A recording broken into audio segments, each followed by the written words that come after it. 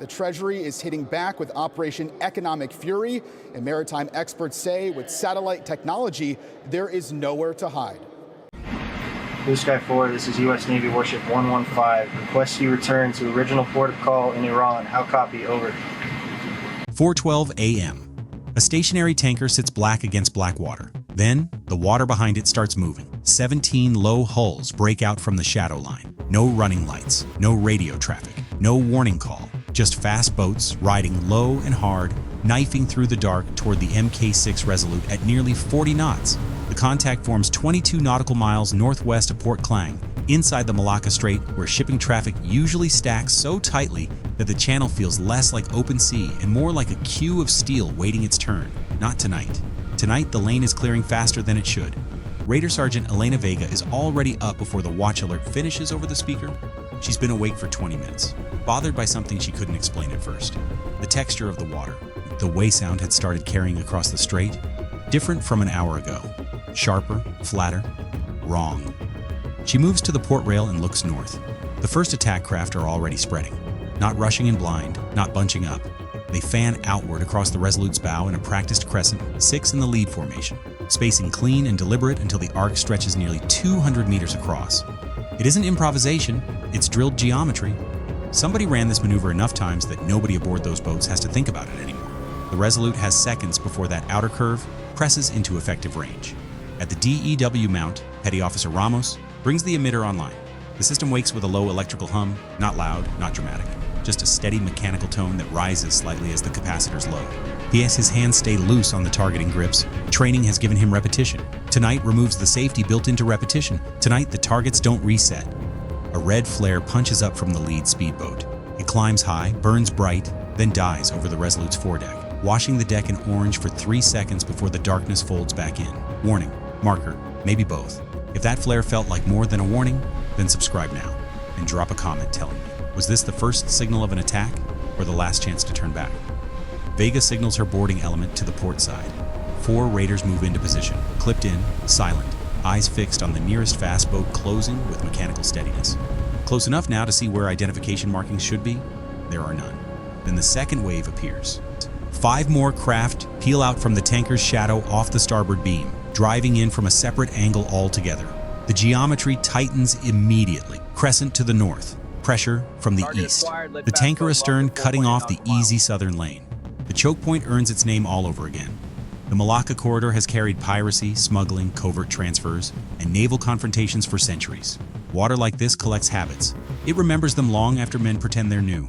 Ramos tracks the lead boat in the northern crescent, emitter charged. First firing solution locked. He waits for the order. Vega keeps her eyes on the nearest driver. His posture is what catches her. No panic, no stiffness.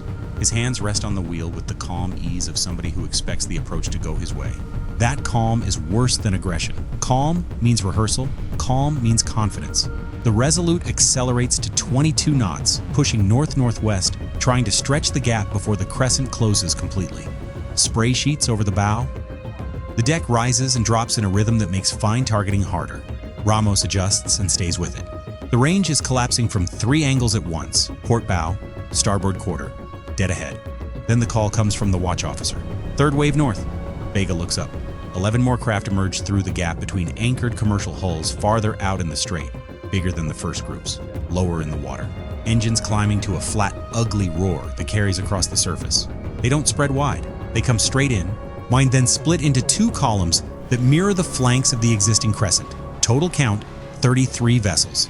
Ramos has 6 firing solutions loaded, 6 solutions, 33 targets. He fires the first. The beam itself doesn't flash. It doesn't explode. It cuts out invisible, marked only by the dry crack of ionized air along the path. The lead craft in the third wave's port column takes the hit and simply dies, mid-run. Engine stopping, as if its heartbeat has been interrupted. The bow slams down. The hull yaws sideways into the column behind it. 2 boats break, 1 clears. The second clips the disabled craft and spins off heading before the pilot wrestles it back. 3 seconds of disorder. Inside a closing formation, 3 seconds is damage. Ramos is already moving to solution 2. From the first crescent, one of the nearest fast boats has drawn nearly alongside the Resolute, close enough now that Vega can pick out faces. 2 men aboard, both looking not at the ship, but at the emitter mount, studying it, testing it. The boat holds the patrol craft's speed exactly, not attacking, Measuring, Ramos fires. The second pulse catches its steering during the turn. The speedboat snaps violently to starboard, corkscrewing across the water and nearly driving broadside into the vessel behind it. That second boat brakes hard to avoid collision, throwing spray high. The entire right side of the crescent buckles into confusion for a few critical seconds. Then the sea narrows again. A fully laden supertanker begins its emergency turn to the north. The captain has seen enough and wants out of the pattern. But a ship that size doesn't change its mind quickly. It changes direction like a moving city, slowly, inevitably, rudder in, bow shifting, space disappearing. The usable water between the Resolute and the tanker's projected path drops under 400 meters and keeps shrinking. Two disabled boats from the outer contact line are already drifting toward the tanker's corridor, momentum and current dragging them toward a wall of steel that outweighs everything in sight. Ramos fires Solution 3 in a sweeping traverse, clipping two Wave 2 boats in sequence. Both lose propulsion. One coasts broadside toward the Resolute's stern. Boarding, Vega snaps. Two raiders go over fast, controlled, onto the dead craft before it can slide past. They land hard, secure the foredeck, and start sweeping the hull in under a minute. The boat gets tied off to the Resolute's stern, while the rest of the swarm does something that is somehow worse than charging. They pull back, not retreating, just easing off 40, maybe 50 meters. Just enough to sit near the uncertain edge of the emitter's envelope. Then they begin circling in a disciplined outer loop, engines running, spacing maintained, probing for the exact point where the weapon stops being reliable. They are mapping the edge. Ramos tracks two of the orbiting boats. Power cell reads 61%. 3 strong solutions remain in the current cycle. The tanker keeps turning. The corridor keeps tightening. And somewhere north, in the shadow of another commercial hull, the shape of a fourth move is beginning to form. At 4:51 a.m., the two drifting disabled boats reach the tanker. They don't impact head-on. The bow wave pushes them sideways at the last second, and both hulls scrape along the tanker's plating with a long metallic scream that carries across the strait like metal, tearing under pressure. Then, the tanker sounds its horn. One blast, deep enough to feel in the chest, a sound big enough to roll across both shores at once. Aboard the secured craft, the raiders find what matters. Navigation still live, power cell active, route data stored on an internal drive. By first light, analysts are already pulling the files apart. The statement that goes public later is short, controlled, and almost empty of detail. Lawful interdiction, unidentified fast attack vessels, international waters, no injuries, documentation pending. What it does not say matters more. It says nothing about the emitter, nothing about the vessel count, yet nothing about the fact that 9 additional craft are now holding station 3 kilometers north, arranged in a straight line across the approach. Engines idling, spacing perfect. They do not advance, they do not leave. They remain there like a deliberate, unanswered question. Vega stands over the recovered navigation data as it resolves on screen. 43 waypoints, every one of them plotted through tanker traffic lanes. Not away from the commercial flow, through it, using civilian movement as moving cover, slipping between scheduled transits and narrow timing gaps the way a predator moves through blind spots.